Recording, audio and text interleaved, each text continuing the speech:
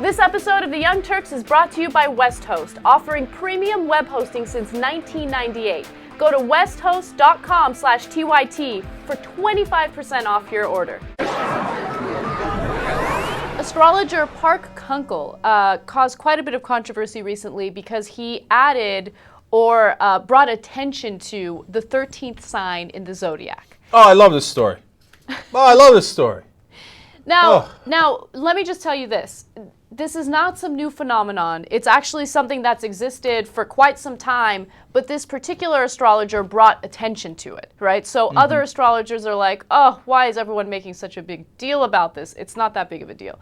Yeah, my ass, okay? You know why? All those professional astrologers just went out of business. They've been selling this load of crap about, oh, no, but if you were born on April 24th, that means you're this and this and this because you're the fish or you're the bull or whatever the hell you are, right? Okay, but if you were born on July 18th, that's totally different. That means you're a Sagittarius/Aries or whatever the hell you are. Can you tell I don't pay attention to the signs?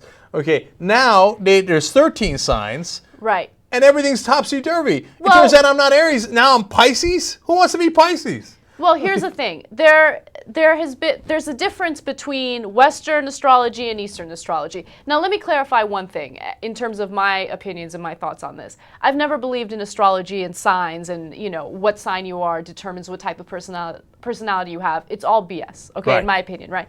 But in terms of astrology, there are two different types, and there's Western and there's Eastern. In Western astrology, it's what you're used to, the 12 signs, Pisces, Cancer, Gemini, all of that.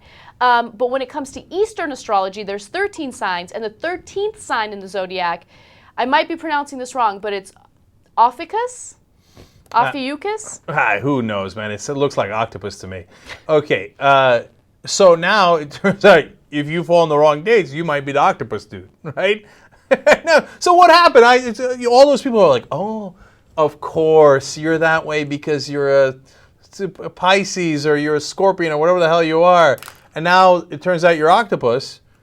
What now? What happened? No, it proves something we all knew anyway. These signs are a load of crap. What, so everybody born on April 13th is the same exact person? That doesn't make any sense. And then the real Eastern version of this, of course, is the Chinese years, the dog year, dragon year, etc. That makes even less sense. Everybody born in 1970 has the same exact personality? Yeah, but you know what? No. The Chinese version says that I'm a tiger, and I think that makes total sense. Does